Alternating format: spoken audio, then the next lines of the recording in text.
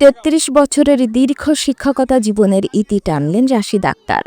বিদায় সংবর্ধনায় সিক্ত হলেন রাশিদ আক্তার। মুন্সিগঞ্জের প্রতিনিধি শাহনাজ বেগমের তথ্য ও চিত্রে বিস্তারিত আয়েশা আক্তার।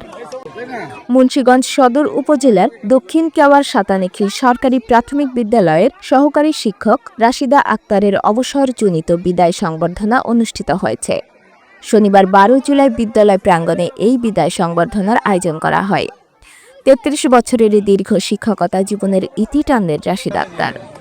বিদায় অনুষ্ঠানে সহকর্মী, শিক্ষার্থী ও প্রাক্তন শিক্ষার্থীরা তাকে স্মরণীয় ভালোবাসা ও শ্রদ্ধার সাথে বিদায় জানান। বিদায় সংবর্ধনার পাশাপাশি শিক্ষার্থীদের জন্য নেওয়া হয় একাধিক উদ্যোগ। বিদ্যালয়টির প্রাক্তন ছাত্র ব্যারিস্টার এম.এ. রৌফ রুবেলের সৌজন্যে 9 জন কৃতী শিক্ষার্থীকে মেধা পুরস্কার প্রদান করা হয় এবং 17 জন শিক্ষার্থীকে স্কুল ড্রেস বিতরণ করা হয়।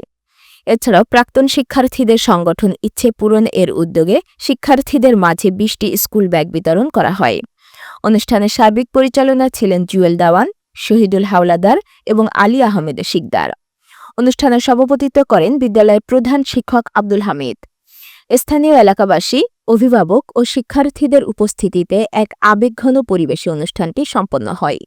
বিদায় সংবর্ধনা অনুষ্ঠানে বিদায়ী অতিথি রাশিদা আক্তার আবেগাপ্লুত হয়ে বলেন, আমি ভাষা হারিয়ে ফেলেছি।